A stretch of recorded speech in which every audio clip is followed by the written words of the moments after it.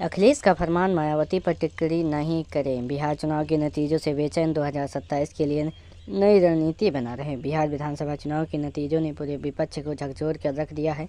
नतीजों के पैटर्न को लेकर सबसे ज़्यादा बेचैनी समाजवादी पार्टी के अंदर है। आरजेडी के ज़्यादातर यादव प्रत्याशी चुनाव हार गए हैं।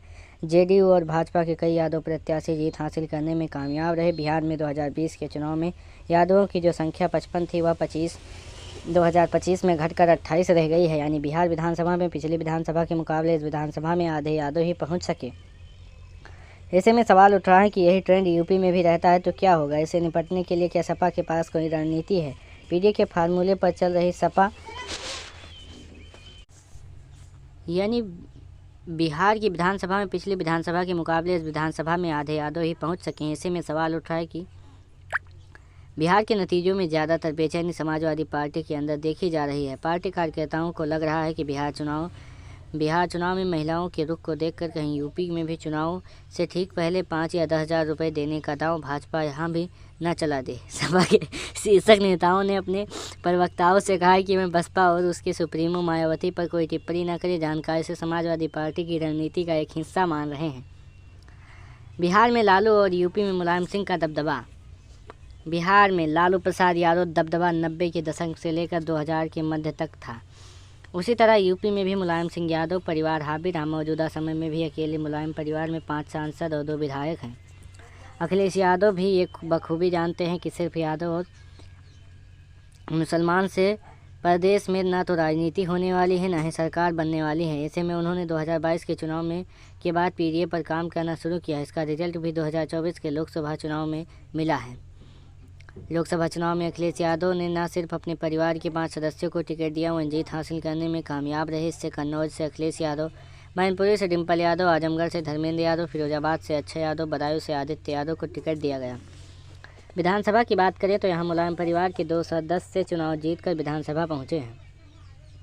इसमें जसवंत नगर से विधायक शिवपाल यादव और करहल में उपचुनाव में जीत हासिल करने वाले तेज प्रताप यादव को करहल से विधायक रहे अखिलेश यादव के इस्तीफे के बाद उपचुनाव में प्रत्याशी बनाया गया था।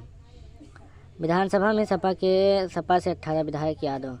मौजूदा समय में यूपी की विधानसभा में कुल 20 विधायक यादव जाति के हैं। इसमें समाजवादी पार्टी के 18 और भाजपा के 2 विधायक शामिल हैं। 2017 की विधानसभा में ये संख्या 16 थी।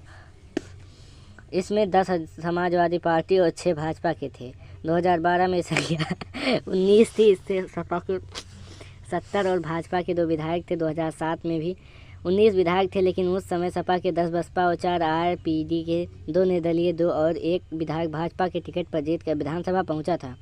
2012 में बनी सरकार 2014 में हुई बुरी हार। समाजवादी पार्टी ने 2012 में 224 सीटों के साथ प्रदेश में पहली बार बहुमत की सरकार बनाई, लेकिन 2 ही साल में सपा अपना जनाधार खोती नजर आई। 2014 में मोदी लहर में सपा की करारी हार हुई, केवल 5 सीटों पर ही सिमट कर रह गई। सभी सांसद मुलायम परिवार के ही चुने गए थे। इससे मैनपुरी, आजमगढ़ और मुलायम सिंह यादव ने जीत हासिल की थी। कन्नौज से डिम्पल यादव, फिरोजाबाद से अक्षय यादव, बदायूं से धर्मेंद्र यादव सांसद बने थे। 2019 के चुनाव में सपा ने बसपा के साथ समझौता किया, लेकिन यहाँ भी उसे करारी हार मिली। सपा की 5-5 ही हो रही। बसपा 0 से 10 पर पहुँच गई। मुलायम कुनबे में भी 2 प्रत्याशियों को हार का सामना करना पड़ा। इसमें कन्नौज से डिम्पल यादव और फिरोजाबाद से अक्षय प्रताप यादव चुनाव हार गए थे।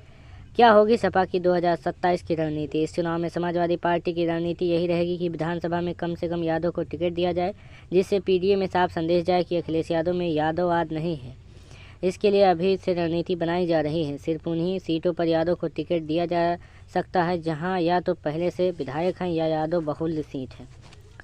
सपा ने 2024 के लोकसभा चुनाव में एक और फार्मूला आजमाया था, जो कामयाब रहा। यह फार्मूला जनरल सीट पर शेड्यूल कास्ट के प्रत्याशी को लड़ाने का था। सपा ने मेरठ और अयोध्या में इसका प्रयोग किया था। मेरठ में मात्र 10,000 वोटों से सपा हार गई थी, लेकिन फैजाबाद सीट से 50,000 और अधिक वोटों से जीतने में कामयाब रही। इस फार्मूले को 2027 के चुनाव में भी आजमाया जा सकता है।